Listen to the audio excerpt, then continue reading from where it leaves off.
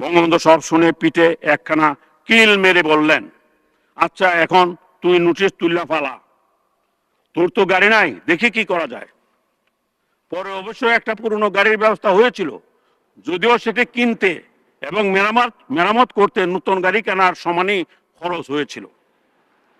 এইভাবে বঙ্গবন্ধু সকল সংসদ সদস্যদের অভাব অভিযোগ ও দাবি দেওয়া খেয়াল রাখতেন।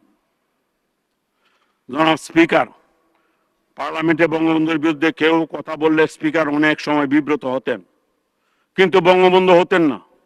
1973 সালে পার্লামেন্টে আতাউর রহমান খান, এম এন লারমা সহ বিরোধী দলের কয়েকজন এমপি ছিলেন। তখনও দেখছি তারা কথা বলতে চাইলে সুযোগ পেতেন এবং বঙ্গবন্ধুই স্পিকারকে বলে সে সুযোগ করে দিতেন। এটা ছিল বিরোধী দলকে আস্থায় নেওয়ার জন্য বঙ্গবন্ধুর একটি গণতান্ত্রিক কৌশল। রাজনৈতিক মতাদর্শের যত অমিলই থাকুক না কেন, বঙ্গবন্ধু বিরোধী দলের নেতাদের যথাযথ সম্মান দিয়ে কথা বলতেন। আসলে রাজনীতিতে শিষ্টাচার ও পরমত সহিষ্ণুতার কোনো বিকল্প নেই। জনাব স্পিকার, সংসদীয় সরকার ব্যবস্থায় জাতীয় সংসদ সকল ক্ষমতার কেন্দ্রবিন্দু। সংসদের সরকার সংখ্যাগরিষ্ঠ সংসদ সদস্যদের সমর্থন ও মতামতের উপর নির্ভরশীল। এর পরিপ্রেক্ষিতে সরকারের কার্যক্রম তদারকির মাধ্যমে রাষ্ট্রীয় ক্ষমতা ও কর্তৃত্বের নিয়ন্ত্রণ ও ভারসাম্য প্রতিষ্ঠা করা সংসদের গুরুত্বপূর্ণ দায়িত্ব। দক্ষ ও নিবিড় তদারকির মাধ্যমে সরকারের গঠনমূলক সমালোচনা সংসদকে অধিক কার্যকর করে, যা চূড়ান্তভাবে সামগ্রিক জনকল্যাণকেও নিশ্চিত করে। এক্ষেত্রে একজন সংসদ সদস্য ব্যক্তিগত কিংবা সমষ্টিগতভাবে জাতীয় সংসদের কার্যপ্রণালী বিধিতে সন্নিবেশিত বিভিন্ন পদ্ধতি ব্যবহার করে সংসদের নিকট সরকারের জবাবদিহিতা নিশ্চিত করতে পারেন।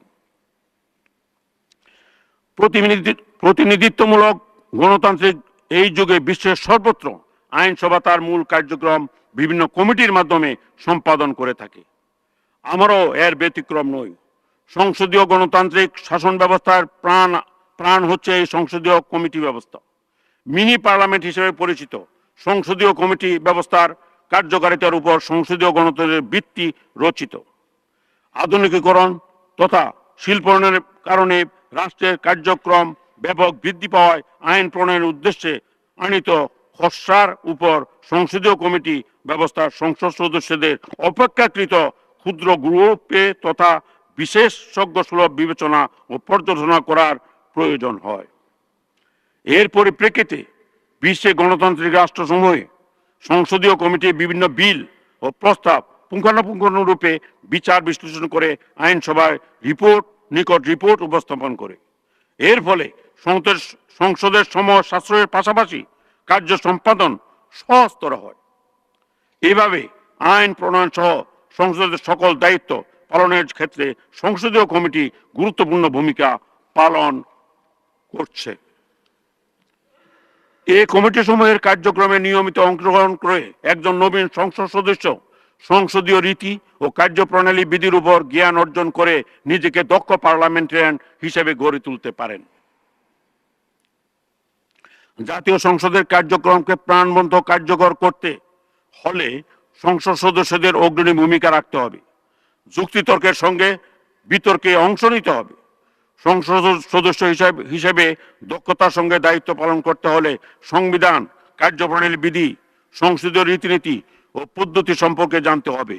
এছাড়া সংসদের অতীত কার্যবাহ থেকেও অনেক গুরুত্বপূর্ণ তথ্য জানা যায়। দক্ষ পার্লামেন্টারিয়ান হতে হলে আপনাদের পড়াশোনার পাশাপাশি সংসদ লাইব্রেরির সঙ্গে যোগাযোগ রাখতে হবে। তথ্য প্রযুক্তির কল্যাণে এখন আর সরাসরি লাইব্রেরিতে না গিয়ে অনলাইনে সবকিছু সংগ্রহ করা যায়। জনাব স্পিকার, বঙ্গবন্ধুর নেতৃত্বে এক সাগর রক্তের বিনিময়ে অর্জিত স্বাধীনতার ফসলই হচ্ছে আমাদের প্রিয় জন্মভূমি স্বাধীন সার্বভৌম বাংলাদেশ ও আমাদের এই জাতীয় সংসদ। তাই গণতন্ত্রকে শক্তিশালী করে এই সংসদকে জনগণের আশা আকাঙ্ক্ষা পূরণের কেন্দ্রবিন্দুতে পরিণত করা দলমত নির্বিশেষে আমাদের সকলের দায়িত্ব ও কর্তব্য। জনাব স্পিকার, গণতন্ত্র আমদানি বা রপ্তানিযোগ্য কোনো পণ্য বা সেবা নয়। মনে চাইলো কোনো দেশ থেকে পরিমাণ মতো গণতন্ত্র আমদানি বা রপ্তানি করলাম, বিষয়টি এমন নয়। চর্চার মধ্য দিয়ে গণতন্ত্র বিকশিত ও শক্তিশালী হয়। জাতির পিতা বঙ্গবন্ধু শেখ মুজিবুর রহমান বাঙালির অধিকার আদায়ের প্রতি আন্দোলন ও সংগ্রামে এর উজ্জ্বল দৃষ্টান্ত রেখে গেছেন। 1972 সাল থেকে 1975 সাল পর্যন্ত সংসদের কার্যবাহে সংসদ নেতা বঙ্গবন্ধুর বক্তব্যগুলো পড়লে বোঝা যায় সংসদকে কিভাবে প্রাণবন্ত ও কার্যকর করতে হয়। পরমত সহিষ্ণুতা, বিরোধী দলকে আস্থায় নেওয়া এবং অন্যকে কিভাবে সম্মান দেওয়া যায়, এসব বিষয়ে বঙ্গবন্ধু বর্তমান ও ভবিষ্যৎ প্রজন্মের জন্য অনুকরণীয় নজির রেখে গেছেন। আমাদের সৌভাগ্য আমরা বঙ্গবন্ধুর মতো একজন বিশ্বমানের কিংবদন্তি নেতা পেয়েছিলাম।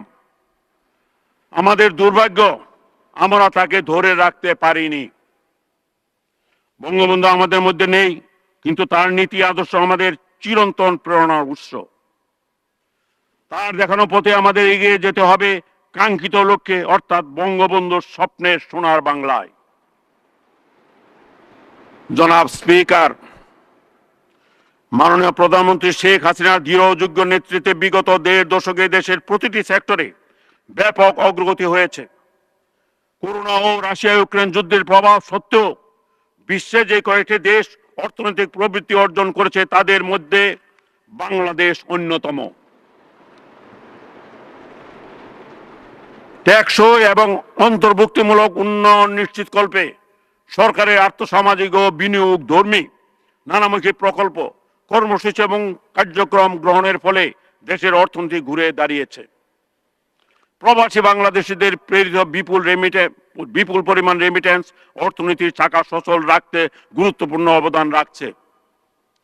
দারিদ্র্য বিমোচন, শিক্ষা, স্বাস্থ্য, মানব সম্পদ উন্নয়ন, নারীর ক্ষমতায়ন, শিশু ও মাতৃমৃত্যু হার হ্রাস, জেন্ডার বৈষম্য দূরীকরণ, গড় আয়ু বৃদ্ধি সহ আর্থসামাজিক উন্নয়নের বিভিন্ন ক্ষেত্রে বাংলাদেশ অবর্ণনীয় সাফল্য অর্জন করেছে।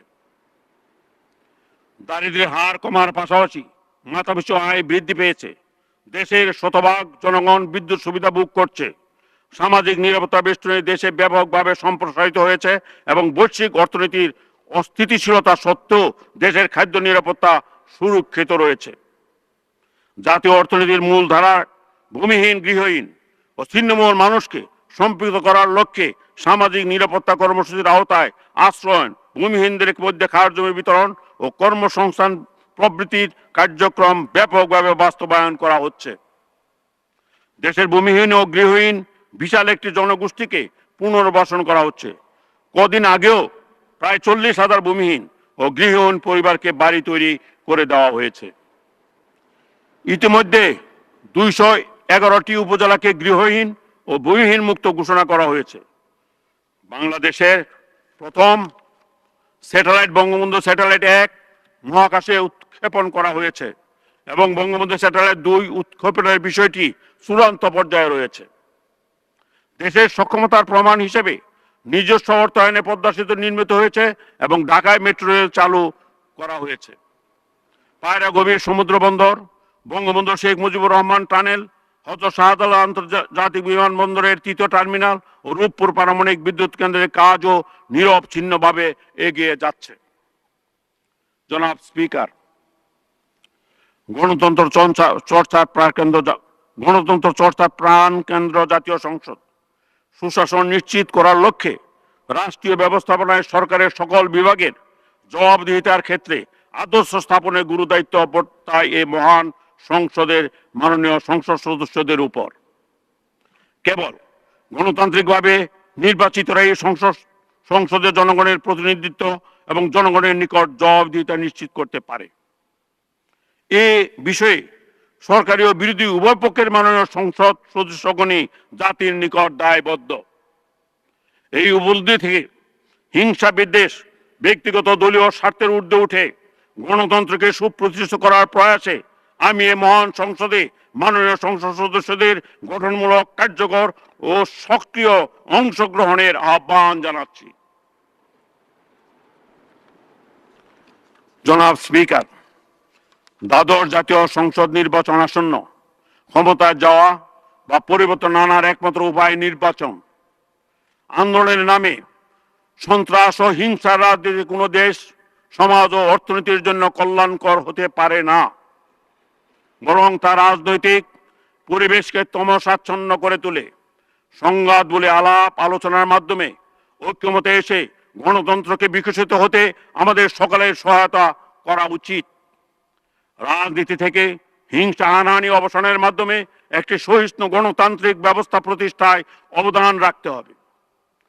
প্রতিষ্ঠিত গণতান্ত্রিক রীতিনীতি ও মহান সংবিধানের আলোকে বাংলাদেশের জনগণ নিরপেক্ষভাবে তাদের ভোটাধিকার প্রয়োগ করে বাংলাদেশে গণতন্ত্র চর্চার ইতিহাসকে আরো সমৃদ্ধ ও বেগবান করবে, এটাই সকলের প্রত্যাশা।